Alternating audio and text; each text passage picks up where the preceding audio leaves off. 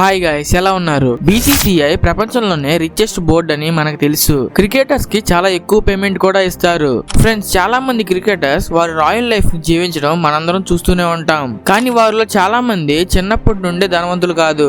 పేదరికంలో ఉండి వారి టాలెంట్ తో, వారి కష్టంతో ఎదిగి పేదరికం నుండి తప్పించుకున్నారు. పేదరికంలో జీవించడం చాలా కష్టం, అది నాకు కూడా తెలుసు. మా నాన్న అమ్మ చిన్నప్పటి నుండి చేతి వృత్తి అయిన మగ్గున్నేసి నన్ను మా చెల్లిని చదివిస్తున్నారు. కానీ మనిషి అనుకుంటే ఏదైనా సాధించొచ్చు అని ఈ క్రికెటర్స్ ప్రూవ్ చేశారు. ఫ్రెండ్స్, ఈ వీడియోలో మనం పేదరికాన్ని ఎదుర్కొని ధనవంతులుగా మారిన కొంతమంది క్రికెటర్స్ గురించి తెలుసుకుందాం. వీడియోని స్కిప్ చేయకుండా జాగ్రత్తగా చూడండి. మీరు ఏ క్రికెటర్ యొక్క అభిమాని అయినా గానీ ఇప్పుడే వీడియోకి లైక్ చేసి ఛానల్ సబ్స్క్రైబ్ చేసుకొని బెల్ ఐకాన్ అయితే ఆల్ లో పెట్టుకోండి. Now let's get in to the show. Number 1, Jasprit Bumrah. Friends, Indian famous cricketers and fast bowler అయిన బుమ్రా మనందరికీ తెలుసు. ఇతను బౌలింగ్ వేస్తుంటే బ్యాట్స్మెన్ వనకాల్సిందే. అతని బౌలింగ్ కి చాలా మంది ఫ్యాన్స్ ఉన్నారు. తనకు 5 సంవత్సరాలు ఉన్నప్పుడే తన తండ్రిని కోల్పోయాడు. తన తండ్రి చనిపోవడంతో ఇంటి ఆర్థిక పరిస్థితి చాలా క్రిటికల్ గా మారింది. ఆ టైంలో అతనికి ప్రాక్టీస్ కోసం షూ కానీ టీ షర్ట్ కానీ కొనుక్కోవడానికి కూడా డబ్బులు లేవు. కానీ ఇప్పుడు అతని నెట్వర్త్ 60 కోట్ల రూపాయలు. నెంబర్ 2, రోహిత్ శర్మ.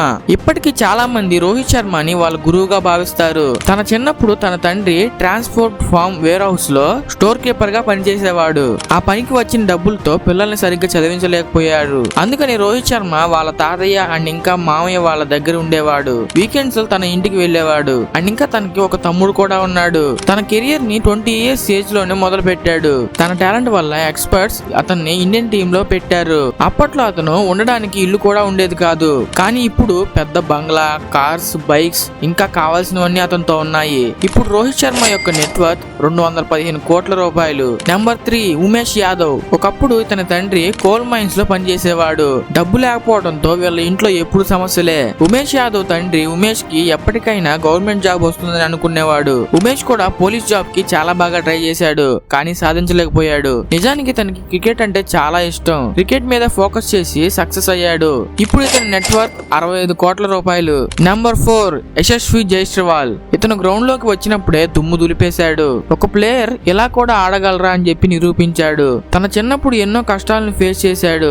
వీళ్ళు మొత్తం 6 సిస్టర్స్ అండ్ ఇంకా బ్రదర్స్. ఒకప్పుడు తన తండ్రి ఒక హార్డ్వేర్ షాప్ ఓనర్, కానీ అతనికి ట్రైనింగ్ ఇప్పించడానికి డబ్బులు కూడా లేవు. కానీ యశస్వి ముంబైలో ఏదో విధంగా ట్రైనింగ్ తీసుకోవడానికి బయలుదేరాడు. ముంబైలో ఒక పాల డైరీలో ఉంటూ పని చేస్తూ ట్రైనింగ్ తీసుకునేవాడు. కానీ ఆ డైరీ ఓనర్ పని నుంచి తీసేశాడు.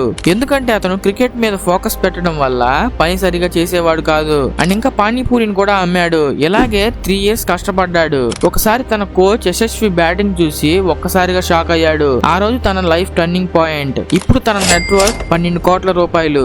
నెంబర్ 5, మనందరి ఫేవరెట్ అయిన ఎంఎస్ ధోని. ధోని గురించి సపరేట్ గా చెప్పనవసరం లేదు. నేను ఆల్రెడీ ఎంఎస్ ధోని గురించి మీకు తెలియని 20 నిజాలు అని చెప్పి వీడియోగా చేశాను. వీడియో లింక్ డిస్క్రిప్షన్ లో ఉంటుంది, వెళ్ళి చూడండి. అలాగే క్రికెట్ ఎంఎస్ ధోని లైఫ్ ని ఎలా చేంజ్ చేసిందో మనందరికి తెలిసిందే. ధోని ఒక మిడిల్ క్లాస్ ఫ్యామిలీ నుండి వచ్చిన వాడు. ధోని ఫాదర్ మెకాన్ అనే కంపెనీలో జూనియర్ మేనేజర్ గా పనిచేసేవాడు. అతని తండ్రి ఫ్యామిలీని రన్ చేయడానికి చాలా కష్టపడేవాడు. ధోని ఎప్పటికైనా గవర్నమెంట్ జాబ్ కొడతాడు అని అనుకునేవాడు. కానీ మన ధోని మాత్రం క్రికెట్ పైన ఎక్కువ దృష్టి పెట్టేవాడు. ధోని తండ్రి నువ్వు టికెట్ కలెక్టర్ గా చెయ్యి అని చెప్పాడు. కానీ ధోని తన కాళ్ళను కూడా వదలకుండా క్రికెట్ పైన ఫోకస్ పెట్టి చాలా ఎత్తుకు ఎదిగాడు. ఇప్పుడు ధోని సక్సెస్ఫుల్ క్రికెటర్స్ లో ఒకడు అండ్ ఇంకా రిచెస్ట్ క్రికెటర్స్ లో కూడా ఒకడు. ఇప్పుడు ధోని యొక్క నెట్వర్క్ దాదాపు 1040 కోట్ల రూపాయలు. ఫ్రెండ్స్, పార్ట్ 2 కోసం ఈ వీడియోకి 500 లైక్స్ టార్గెట్ ఇస్తున్నా. అవి కంప్లీట్ చేసి పార్ట్ 2 అని కామెంట్ చేయండి. ఇప్పటి వరకు వీడియో చూసారంటే వీడియో మీకు తప్పకుండా నచ్చే ఉంటుంది. సో చూసి వెళ్ళిపోకుండా ఇప్పుడే వీడియోకి లైక్ చేసి కామెంట్ సెక్షన్ లో ఎలా అనిపించిందో చెప్పండి. అండ్ ఇంకా ఇలాంటి కొత్త ఇంట్రెస్టింగ్ విషయాలను తెలుసుకోవడానికి ఛానల్ సబ్స్క్రైబ్ చేసుకొని బెల్ ఐకాన్ అయితే ఆల్ లో పెట్టుకోండి. ఇంకో వీడియోలో మళ్ళీ కలుద్దాం. Bye bye.